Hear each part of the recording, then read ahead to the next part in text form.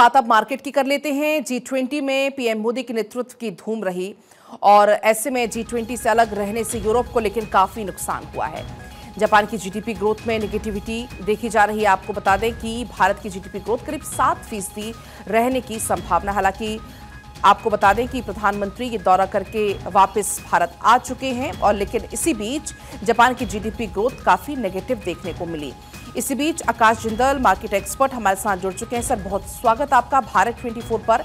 लेकिन जिस तरीके से अभी हम बात भी कर रहे थे G20 का, काफी सफल दौरा प्रधानमंत्री का ये रहा, अलग अलग मुद्दों पर बातचीत हुई। लेकिन अगर हम बात करें यूरोप की, तो इसको यूरोप को कैसे नुकसान G20 से अलग रहने का उठाना पड़ेगा सर? जो है वहां हमारे प्रधानमंत्री मोदी साहब को बहुत सम्मान मिला है, हिंदुस्तान को बहुत सम्मान मिला है और G20 इकोनॉमी का एक ऐसा महामंच है जिसके कारण हिंदुस्तान की इकोनॉमिक ग्रोथ बहुत ज्यादा होगी। डोनाल्ड ट्रंप साहब G20 से अलग रहे। देखिए, अमेरिका कुछ हद तक अलग थलग रहा। यूरोप की बात करें, यूरोप की जीडीपी ग्रोथ बहुत पिछड़ी हुई है। हिंदुस्तान में 28 नवंबर को जीडीपी ग्रोथ का डेटा आने वाला है और मेरी ऑर्गेनाइजेशन आकाशजिंदल.in की प्रेडिक्शन है 7% के आसपास का जीडीपी ग्रोथ का हमारा डेटा आएगा। अब देख लीजिए, अमेरिका कहां खड़ा है, यूरोप कहां खड़ा है।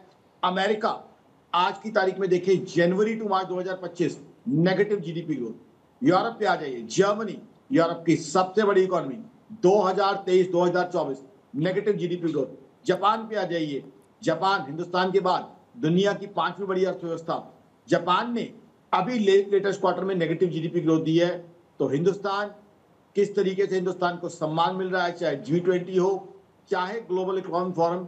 हिंदुस्तान ने ग्लोबल साउथ जो आज तरक्की कर रहा है, ग्लोबल साउथ के नेता के रूप में हिंदुस्तान की एक अलग पहचान बन रही है, हिंदुस्तान को अलग सम्मान मिल रहा है और इसीलिए ग्लोबल मनी भी हिंदुस्तान आ रहा है। अक्टूबर में देखिए, हिंदुस्तान में global money foreign portfolio investors का बहुत मेजर तरीके से आया है, जबकि वो महीना था जब टैरिफ हिंदुस्तान पे लगे हुए थे। अब हिंदुस्तान और यूएस की टैरिफ डील होने की, ट्रेड डील होने की भी संभावना है, क्योंकि यूएस अब खुद पछता रहा है, इतने ज्यादा टैरिफ लगा के वहां बहुत सी फूड आइटम्स के रेट बढ़ गए हैं, वहां की जनता परेशान है। और टैरिफ के बाद देसी भाषा में कहूं तो यूएस के पल्ले क्या पड़ा है। आज यूएस का डेटा क्या बता रहा है, 4.4% अनएम्प्लॉयमेंट, ये यूएस का डेटा है। यूएस में इन्फ्लेशन हो गई है 3%। यूएस में 42-43 दिन करीब गवर्नमेंट शटडाउन रहा है।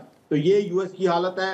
और हिंदुस्तान, जैसे आपने बिल्कुल सही कहा, प्रधानमंत्री नरेंद्र मोदी साहब की गाइडेंस के अंदर लगातार तरक्की के नए आयाम दुनिया को बना के दिखा रहा है। जबकि आज हिंदुस्तान पे बहुत मेजर टैरिफ लगे हुए हैं, उसके बावजूद भी हिंदुस्तान की तरक्की बढ़ती जा रही है। अभी जीडीपी ग्रोथ का डेटा आएगा 28 नवंबर को, 7% के आसपास, वो भी उम्मीद है। ऑलरेडी मैंने आपको बताया अमेरिका कहाँ खड़ा है, जर्मनी कहाँ है, चाइना कहाँ है। तो हिंदुस्तान की तरक्की आज दुनिया देख रही है।